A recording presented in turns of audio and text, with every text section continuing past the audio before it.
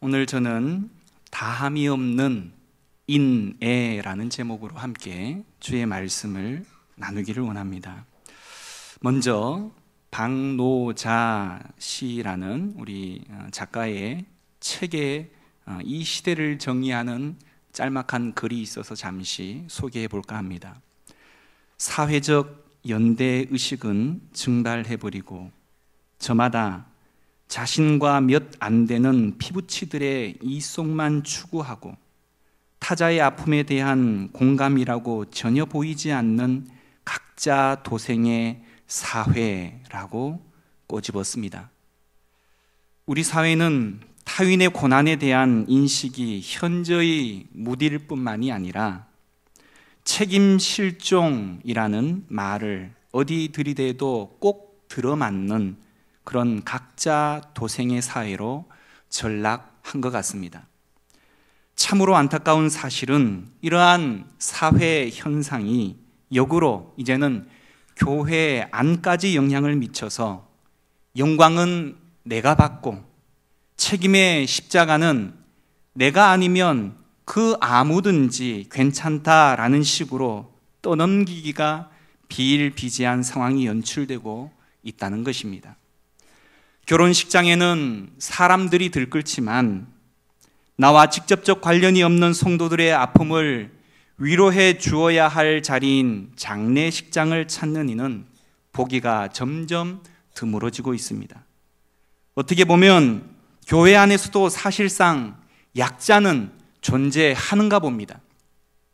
그 약자를 향한 태도에서 그 사람의 성숙의 정도를 가늠할 수 있다라는 사실을 우리는 잊지 말아야 합니다.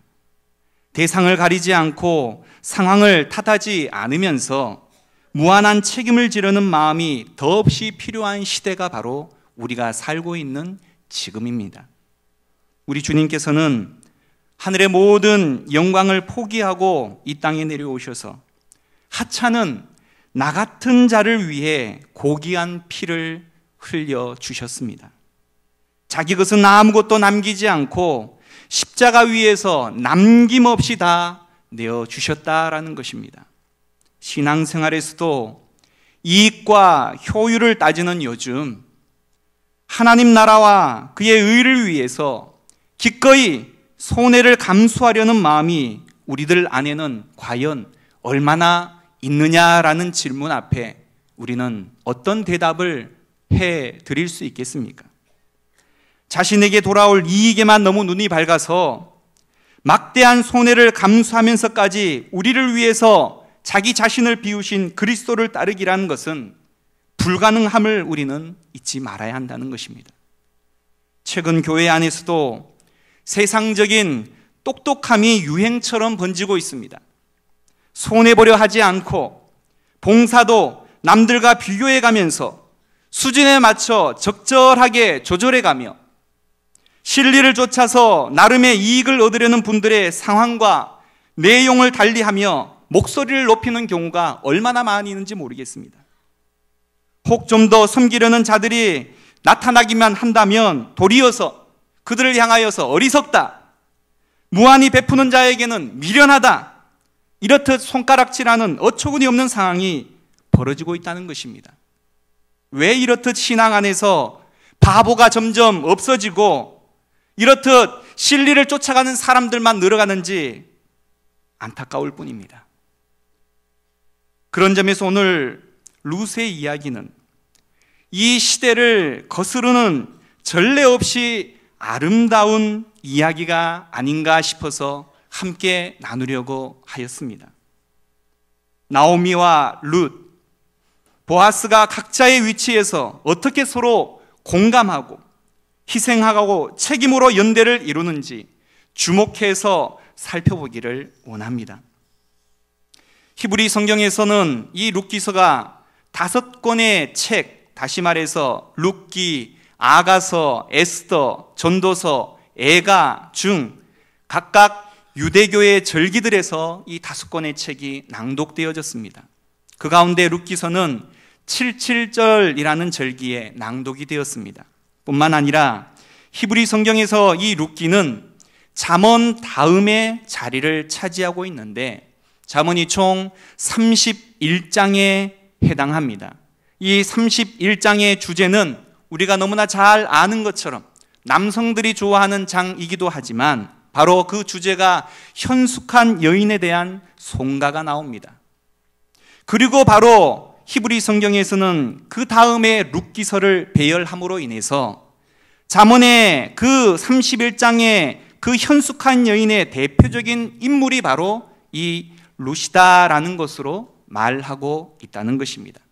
특별히 룻기는 단편소설 형식을 취하고 있기에 그 어떤 텔레비전 드라마보다도 더 흥미로운 내용을 지니고 있습니다. 오늘 제목과 같이 룻기의 중심 단어 중에 하나가 바로 인애라는 말입니다. 다 아시는 내용이지만 간략히 룻기서의 내용들을 잠깐 소개해 보자면 룻이 나오미를 따라 나서는 인애를 베푸는 것으로 이야기는 시작이 됩니다. 빈손으로 돌아온 나오미를 위해서 룻은 나오미에 대한 인애를 더욱 확장하여서 곡식을 주우러 나갔다가 룻의 인애에 감동을 받은 보아스를 만나서 그의 인애를 도리어 얻게 되는 사건이 벌어집니다. 그리고 룻이 나오미의 기업을 찾아주기 위해서 보아스에게 청혼한 것을 안 보아스는 룻의 인애에 감동을 받고 또한 룻의 모든 요청을 들어주겠다라고 약속을 합니다.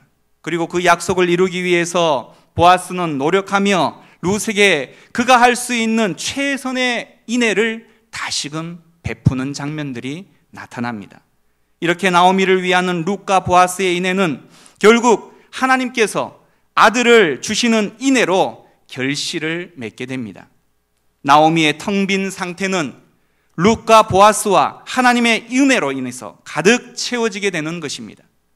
사실 룻기에서 여호와라는 이름이 직접적으로 등장하는 곳은 4장 13절에 단 한 군데, 다시 말해서 룻을 임신하게 하실 때 한 번뿐이지만 룻기에서 여러 등장하는 우연들이 나타납니다.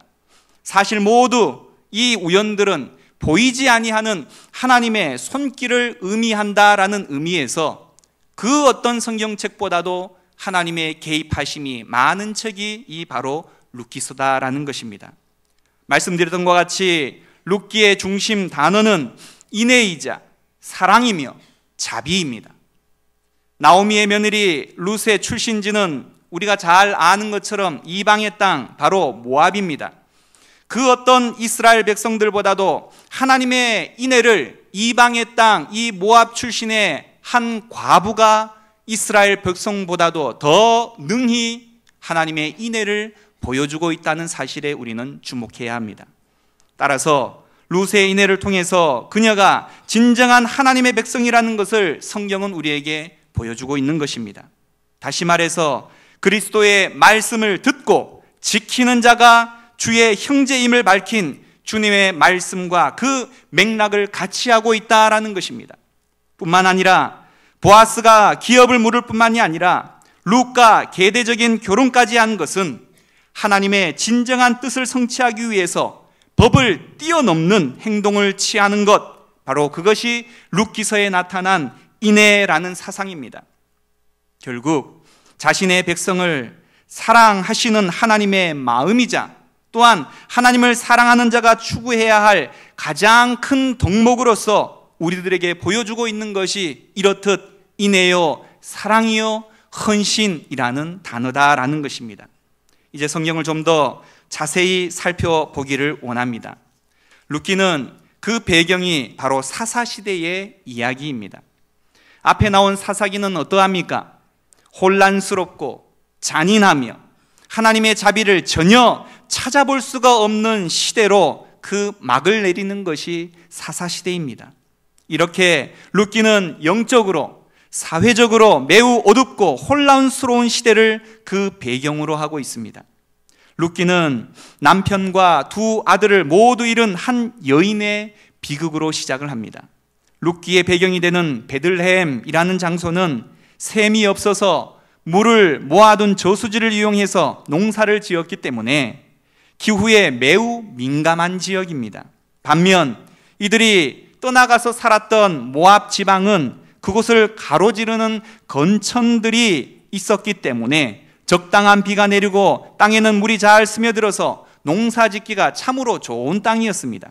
그런 이유로 나오미 가족은 기근을 피해서 가나안을 떠나 모압들에서 농사를 짓기 위해 이곳으로 이주를 하였을 것입니다. 하지만 남편 엘리멜렉은 모압 지방에서 잘 살아보려 그곳에 들어갔지만 그곳에서 얼마 살지 못하고 곧이어 죽음을 맞이하고 맙니다.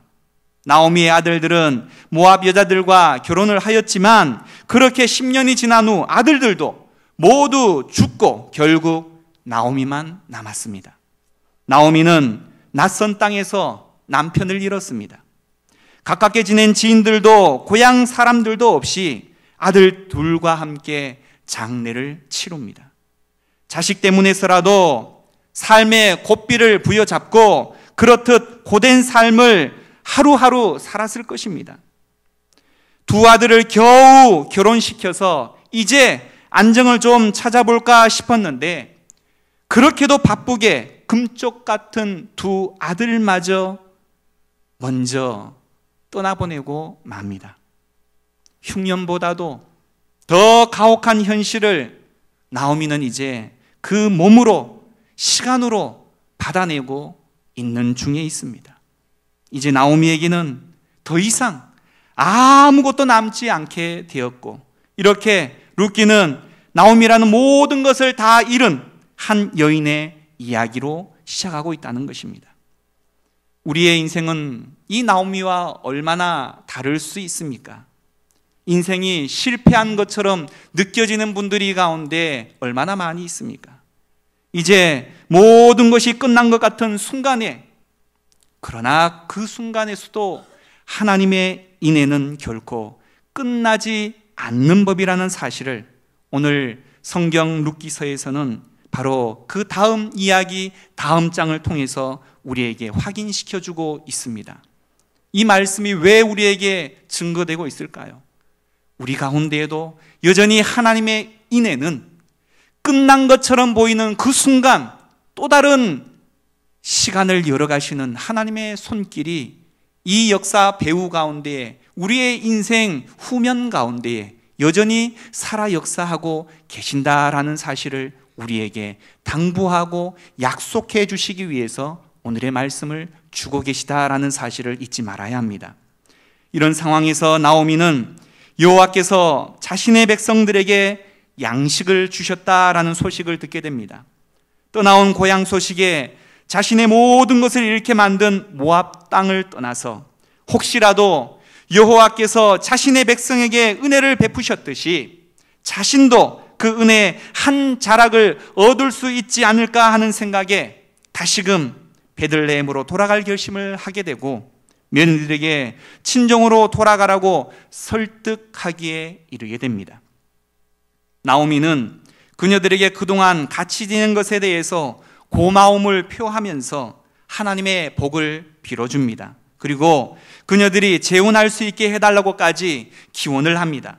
하지만 며느리들은 잘 아는 바처럼 큰 소리로 울면서 어머니와 같이 이스라엘로 가겠다고 나오미의 제안을 일단락에 바로 거절하고 맙니다. 며느리들의 거절에 나오미는 이제 며느리들을 설득하기 시작을 합니다. 감정의 호소까지 하며 그들을 돌려보내기를 애쓰고 있다라는 것입니다. 어떠합니까? 지금의 우리나라의 정서상으로는 참으로 보기 드문 장면이 연출이 되고 있다는 것이죠. 지난 주간에 명절을 보냈습니다. 항상 명절이 지나면 온갖 스트레스를 가지고 있는 여인들이 있습니다. 그리고 바로 시어른들이 있죠. 그들을 섬겨가는 며느리들의 모습은 우리 주변에 끊임없는 한숨과 또한 통증으로 다가오는 이야기들로 회자되고 있습니다. 명절이 지나면 때로는 한 달, 때로는 몇 달까지 그 후유증을 앓고 있는 가정이 얼마나 많은지 모르겠습니다. 하지만 오늘 이 성경에 나타난 이 고부간의 모습은 우리와는 전혀 다른 모습을 보이고 있습니다. 이런 장면을 보면 가장 먼저 누가 아쉬움을 표합니까? 바로 시어머니들이죠. 저런 며느리들을 거들인 시어머니는 얼마나 행복할까? 별로 안 그러신가요? 다 며느리들밖에 없으세요? 이렇게 생각하는 분들은 하나는 알고 둘은 모르는 분들이겠죠. 왜냐하면 공연히 며느리들이 그렇게 시어머니를 대했을까라는 것입니다. 결국 이들이 어떤 관계였는지를 우리는 살펴볼 필요가 있다는 것이죠. 다시 말해 며느리들과 시어머니 사이의 아름다운 정은 어느 한쪽의 일방적인 헌신이나 배려가 아니라 상호간에 배려와 헌신이 있었기 때문에 가능하다라는 사실을 우리는 잊지 말아야 합니다. 나오미는 어른으로서 같은 또한 여자로서 젊은 나이에 과부가 된 며느리들을 배려하고 친정으로 돌아가서 재혼하라고 권면을 하고 있다는 사실을 우리는 지켜보아야 한다는 것입니다. 그녀의 말 속에는 그냥 하는 말들이 아니라 며느리들이 좋은 남편을 만나서 진심으로 새로운 인생을 살기를 원하고 있는 마음이 담겨져 있다는 것입니다. 그리고 며느리들도 늙은 시어머니를 홀로 보낼 수 없어서 같이 가기를 진심으로 원했던 그런 상황을 우리는 충분히 추측을 할 수 있다라는 사실입니다. 간곡한 나오미의 설득에 두 며느리는 다시 울음바다가 됩니다. 결국 오르바는 시어머니의 나오미의 간곡한 요청을 따르기로 결심하고 작별 인사를 합니다. 하지만 룻은 어떻습니까? 나오미에게 다시금 매달립니다. 상식적으로 이해할 수 없는 헌신을 지금 표하고 있다라는 것입니다. 오르바는 나오미의 합리적이고 감정적인 호소에 마음을 바꾸어서 떠나기로 결심한 것으로 보아서 룻보다도 훨씬 합리적이고 정상적이며 관습을 따르고 또한 성격이 온순하다라는 것을 짐작할 수 있습니다. 하지만 반면 룻은 어떠합니까? 나오미의 설득과 감정적인 호소에도 전혀 흔들리지 않고 시어머니에게 매달리는 것을 통해서 매우 고집스럽고 또한 한번 결심한 것을 결코 바꾸지 않는 굳은 신념의 소유자라는 것을 우리는 추측할 수 있습니다. 다시 말해서 성경은 오르바의 상식적인 행동과 룻의 고집스러운 행동을 대조시켜 봄으로 인해서 룻이 시어머니를 쫓는 것이 얼마나 비정상적으로 보일 만큼 크고 특별한 헌신이라는 사실을 우리들에게 잘 보여주고 있는 단면이다라는 것입니다. 성경은 룻의 놀라우리만큼 위대한 신앙의 고백을 우리들에게 소개하고 있습니다. 룻기 1장 16절과 17절 두 절의 말씀을 제가 대신하여 읽어드립니다. 룻이 이르되 내게 어머니를 떠나며 어머니를 따르지 말고 돌아가라 강권하지 마옵소서. 어머니께서 가시는 곳에 나도 가고 어머니께서 머무시는 곳에서 나도 머물겠나이다.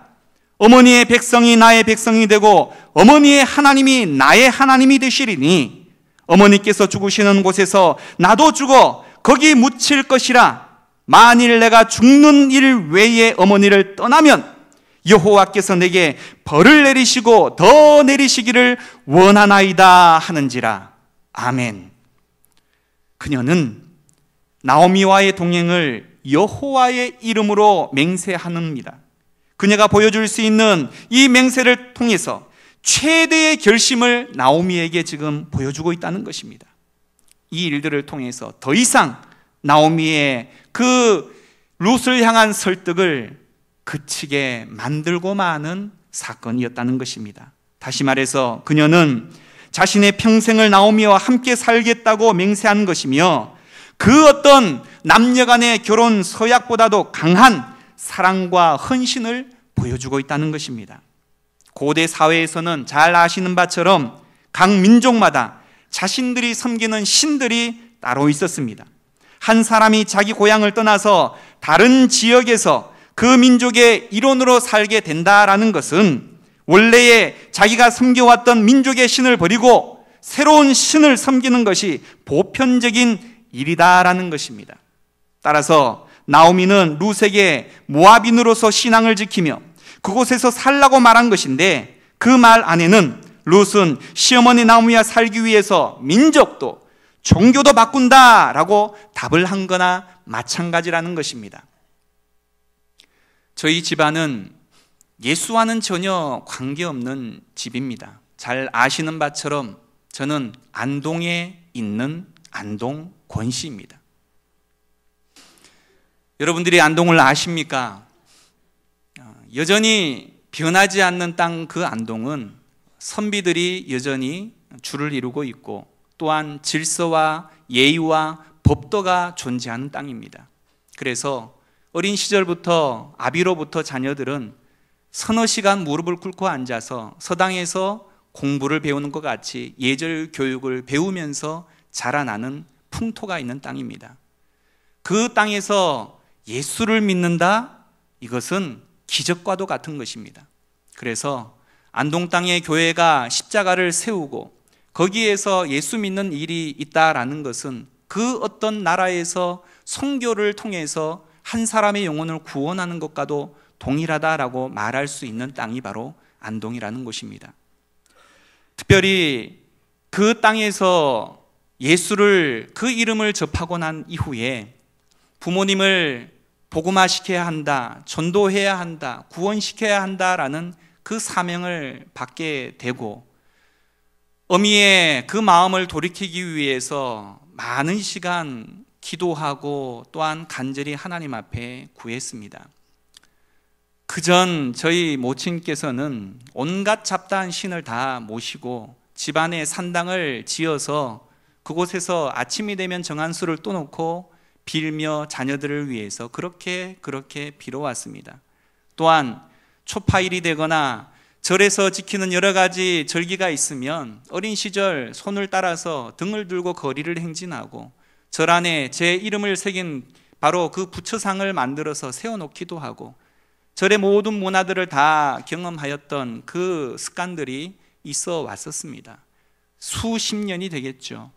그 신앙이 몸에 배었던 그 모친에게 복음을 증거한다라는 것, 그리고 그 신앙을 바꾼다라는 것은 눈에 흙이 들어가기 전에는 결코 불가능한 사건 중에 하나입니다. 그러나 자식 이기는 부모가 없다 하지요. 하나님에 대한 이야기 구구절절하게 이야기를 하고 또한 예수 없으면 못 산다라는 것을 끊임없이 이야기하던 어느 날 끊임없이 눈물을 흘리면서 흐느끼고 돌아 누워서 그렇게 밤잠을 못 주무시고 몇 날 며칠을 우시다가 저에게 그렇게 말씀을 하시더라고요. 성민아, 내일 너가 나가는 교회 목사님 모셔다가 집에 있는 산당 다 불태워라. 내 손으로는 절대 그 일을 행하지 못하겠다. 그러면서 저는 얼마나 마음이 아렸는지 모릅니다. 왜 그러냐?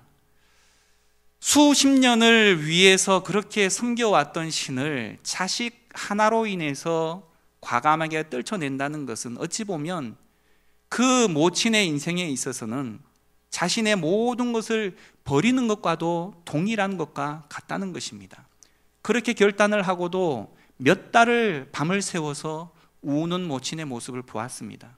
물론 지금은 다르지요. 하지만 그 결정이 있을 때까지, 그 과정이 이루어질 때까지 얼마나 많은 고통이요 눈물이 있는지 모를 일이다라는 것입니다. 오늘 이 성경에서의 이 룻의 결정이 그것과 크게 다르지 않다는 것입니다. 우리가 간단히 민족을 버리고 자기가 섬기는 신을 버린다라는 것, 바꾼다라는 것이 어느 한날 갑자기 손쉽게 이루어지는 것이 아니라는 것입니다. 내가 지금까지 수십 년 섬겨왔던 나의 주인을 하루아침에 바꿔치기 하는 것이나 마찬가지다라는 것입니다. 그 무게를, 그 결정을 어찌 그리 쉽게 할 수 있겠냐라는 것이죠. 하지만 오늘 룻은 누구 때문입니까? 바로 그 사랑하는 힘없는 나오미, 그 시어머니를 위해서 자기의 민족도 어찌 보면 젊은 나이에 자기의 모든 인생의 미래도 소망도 비전도 꿈도 그리고 어떻게 살아야 할지 막막한 그곳의 고향 땅으로 간다 하여서 어찌 될지도 알 수 없는 그런 막막한 현실을 다 감안을 해서라도 그 어머니를 쫓고 또한 그의 신을 쫓으며 그의 민족을 내 백성 삼아 살아가겠다라는 결단을 했다는 것입니다.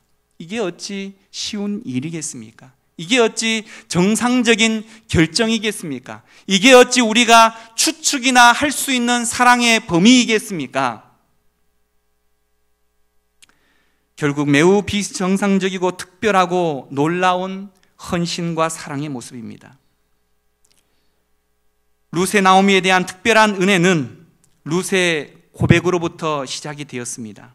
또한 이 고백의 순간부터 룻은 더 이상 이방인의 한 사람으로서가 아니라 이스라엘 백성으로서 여호와의 백성이 된 것이다 라는 사실을 성경은 분명하게 지적하고 있습니다. 결국 이 고백을 통해서 구약 역사상 가장 놀라운 이방인의 신앙의 고백으로 우리들에게 지금까지도 들려지고 있다는 것입니다. 사실 나오미에게 룻은 이방인의 땅 모압에서의 상실의 증거이자 잊고 싶은 과거일 뿐이었습니다. 고향 땅으로 돌아가 동민에게 더 이상 자신의 이름 나오미, 다시 말해서 기쁨이요 사랑스러움이라는 그 뜻을 가진 나오미라는 이름을 부르지 말도록 합니다. 그리고 이제 나를 향하여서 마라, 다시 말해서 쓰다, 괴롭다 라는 뜻을 가진 이 마라라고 부르게 함으로써 자신의 처지가 얼마나 괴롭고 또한 어려운 처지에 있는지를 잘 표현하고 있습니다. 그녀는 텅 비었다고 그들에게 말하고 있다는 것입니다.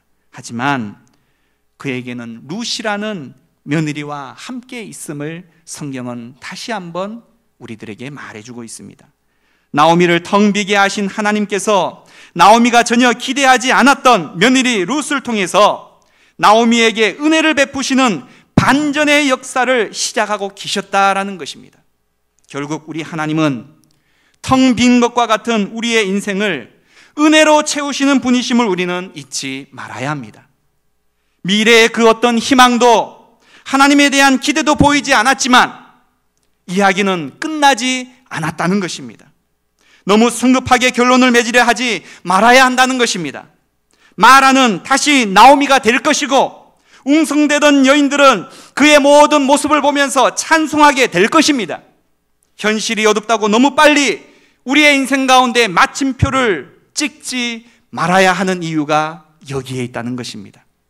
하나님께서는 이스라엘에게 기대하시는 것이 바로 상식적인 수준의 사랑이 아니라는 것을 성경은 우리에게 말합니다. 끝까지 시모를 따르는 룻의 인해, 결국 사랑은 상식의 수준을 넘어선 헌신이자 희생입니다. 우리가 받은 십자가의 사랑은 상식적인 수준의 사랑이 아니라는 것입니다. 시모에게서 헌신의 대가를 기대할 만한 것이 과거는 어땠는지 모르겠지만 현재는 전혀 기대할 것이 없었다는 것입니다. 그래서 그녀의 헌신은 너무나도 값지고 아름다운 충성의 모습인 것입니다. 이처럼 룻기는 사랑의 향기로 넘쳐나는 책입니다. 룻기에 나오는 모든 사람들이 감격스러울 만큼 아름답게 행동하고 있기 때문입니다. 시어머니만을 따르겠다는 며느리의 위대한 결단과 그 시어머니를 위해서 어려운 일을 마다하지 않으며 좋은 것이 있으면 먼저 시어머니를 위해서 챙기는 지극한 효성이 나타나고 있습니다. 또한 가난하고 불쌍한 여인을 불편함이 없도록 알게 모르게 도와주며 마침내는 아내로 맞아들이는 한 남자의 감격스러운 너그러움과 사랑이 또한 이 성경 가운데는 나타납니다. 그리고 이 모든 과정이 잘 되도록 묵묵히 지켜보며 때로는 적극적으로 증인이 되어주는 동네 사람들의 훈훈한 인정이 이 책에는 기록되어져 있습니다. 그런데 이렇게 아름답고 감격스러운 사랑의 이야기는 그냥 생겨나는 법이 없다는 것입니다. 룻이 이렇게 결단을 할 수 있었던 이유가 시어머니 나오미의 며느리들을 향한 극진한 사랑과 배려가 있었기 때문이라고 말씀을 드렸습니다. 자신의 이익보다는 며느리의 앞날과 삶을 더 소중하게 생각하는 시어머니의 깊은 사랑, 그리고 배려, 또한 룻을 훌륭한 며느리와 용기 있는 신앙으로 만드는 촉매제가 되었다라는 사실을 성경은 우리에게 말해주고 있다는 것입니다. 결국 시어머니 나오미를 따르겠다는 단순한 결심에 그치지 않고 오히려 고향 땅을 떠나서 전혀 새로운 문화와 전혀 모르는 사람들 앞에서 시어머니와 자신의 생활을 위해서 기꺼이 남의 밭에서 이삭을 줍는 불쌍하고 창피한 일을 하겠다고 먼저 나서는 그런 룻의 적극적인 인애를 통해서 나오미의 텅 빈 삶이 채워지기 시작하는 것을 우리는 성경을 통해서 확인할 수 있다는 것입니다. 룻의 적극적인 인애의 행동에 하나님께서도 우연을 가장한 필연을 통해서 그녀가 마침 나오미의 가문에 기업물을 짜 보아스의 밭에서 일하게 하시고 보아스의 인애를 덧입게 하시는 장면을 우리는 목격할 수 있습니다. 은혜는 내가 심지 않는 것을 거두는 것입니다. 보아스는 룻이 안전하게 이삭을 줍도록 세심하게 배려합니다. 이방인에 대한 율법의 규정을 넘어선 자비이자 은혜의 행동이 바로 보아스를 통해서 드러나는 것입니다. 그 의도를 의심할 만큼 혹은 오해할 만큼 낯설고 당황스러운 것이 은혜라는 것입니다. 결국 당연한 은혜라는 것은 존재하지 않는 법이라는 것입니다. 은혜는 항상 늘 과분한 것입니다. 모든 것이 무덤덤해지는 우리 신앙의 삶에 놀라움과 경이로움이 필요하지 않으십니까? 이 은혜의 절절한 감격이 우리의 삶을 윤택하게 만드는, 다시금 샘솟게 만드는, 살아 움직이게 만드는 그런 기적과 같은 인생을 살아가기를 원하고 있지 아니하십니까? 우리는 그것을 위해서 다시 한번 말씀 앞에 우리 자신을 고추 세워야 합니다. 이처럼 하나님의 은혜는 그침도 없고 다함도 없습니다. 하나님의 은혜를 제한할 수 있는 것은 이 세상 그 아무것도 없다는 사실입니다. 은혜는 차고 넘치는 것입니다. 룻이 경험한 은혜는 인색하지 않았습니다. 룻이 배불리 먹고 남은 곡식은 시어머니에게도 풍성했습니다. 받은 은혜가 풍성하다면 나누는 은혜도 풍성해야 될 줄 믿습니다. 일순간의 감정에 이끌려서가 아니라 지속적인 사랑을 실천해야 마땅한 우리가 되어야 하지 않겠냐라는 것입니다. 결국 성경은 룻도 보아스도 그들의 자비와 긍휼의 마음이 생각이나 기도에만 머물지 않고 실천적인 섬김과 나눔으로 이어졌음을 우리들에게 분명히 말하고 있습니다. 생존 대신에 함께 살아갈 수 있는 공존이 상식이 되는 사회를 만들기 위해서는 우리 각자의 아랫목, 편안함, 안락함, 또한 누리는 모든 것을 부족하고 가난하고 필요로 하는 자들에게 내어줄 줄 알아야 합니다.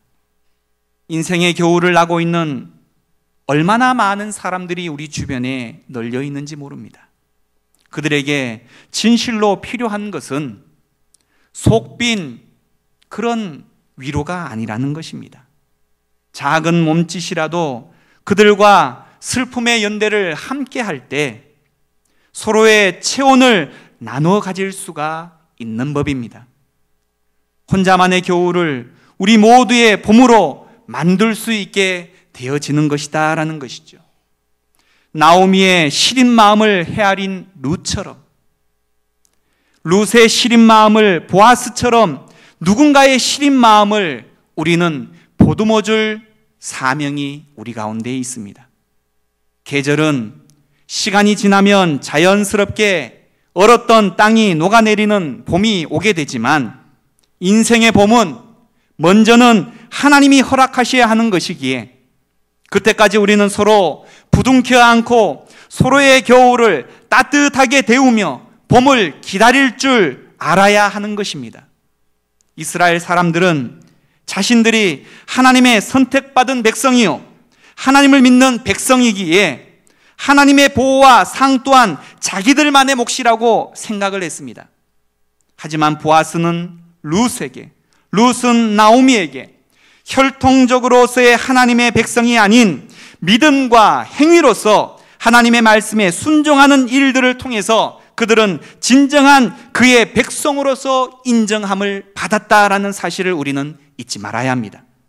우리에게 주어진 놀라우리만큼 여유로운 삶의 부산물들을 이제 창고를 열어서 주변에 추위에 몸을 웅크리고 숨을 가삐 쉬고 있는 이웃들에게 나누어 줘야 할 때입니다.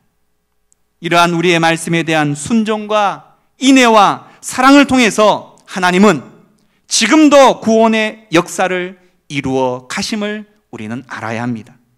하나님은 우리 눈에 보이지 않지만 처음부터 끝까지 모든 이 일의 주관자가 되십니다. 복잡한 세상 속에서 혹은 힘겹고 반복되는 일상에서 하나님의 이름은 어쩌면 잘 드러나지 않을지도 모를 일입니다. 사람들은 우리들을 향해서 네 하나님이 도대체 어디에 있느냐라고 물을 때도 수없이 많습니다. 하나님이 존재하지 않으시는 듯 보이는 현실에서 하나님의 살아계시고 역사하심을 바라보는 것이 믿음이겠죠.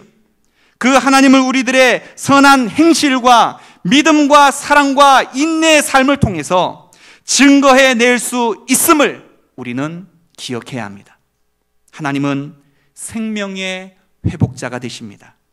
풍족히 나갔다가 텅 비어 돌아왔다고 고백하는 나오미의 품에 이제 한 아기가 안겨져 있습니다. 나오미의 인생을 되찾아준 은혜의 상징이자 하나님의 극진하신 선물입니다. 모든 것이 다 허물어지고 망해도 우리는 기도할 수 있습니다. 우리는 하나님을 찾을 수 있습니다. 하나님을 소유한 자는 망하지 않습니다. 망했다고 생각하는 그 시점에 다시 회복시키신 놀라운 계획을 우리 하나님은 실행하고 계십니다. 다함이 없는 그 하나님의 은혜를 날마다 우리는 묵상해야 할 것입니다. 그 은혜 가운데 우리는 차별함 당하지 아니하고 그 은혜 가운데 속해 있음을 감사하기를 부탁드립니다. 더불어 한 여인의 도를 넘는 바보 같은 헌신과 따지지 않고 계산하지 아니하는 사랑과 수치와 고난을 감수하는 인애의 모습을 통해서 가장 영적으로 도덕적으로 어두운 시대를 새로운 시대로 열어가는 디딤돌로 우리 하나님께서 사용하셨음을 기억해야 합니다. 많고 많은 혈통적 이스라엘 사람들이 아닌 그 아무도 주목하지 아니하고 무시만 당하였던 한 이방의 젊은 과부로 인해서 이스라엘이 하나님의 왕국으로 세워질 수 있는 기틀을 마련했다라는 사실, 이 시대 가운데에 많은 사람들이 필요로 하지 않습니다. 하나님은 열정을 가지고 믿음 안에서 말씀 안에서 온전히 순종하는 자 한 사람을 찾으십니다. 그 한 사람을 통하여서 그가 속한 모든 공동체가 새로운 시대를 열어가게 만드는 그런 역사를 우리 하나님은 과거에도 그랬고 지금도 그러하시며 앞으로도 그렇게 진행하시고 계심을 우리는 기억해야 합니다. 우리는 하나님의 과분한 사랑을 받은 자들입니다. 다함이 없는 인애를 체험한 자들입니다. 이제 우리는 어떻게 살아가야 마땅합니까? 기도하겠습니다. 하나님 아버지, 무정한 이 시대, 세상이 약하고 세상이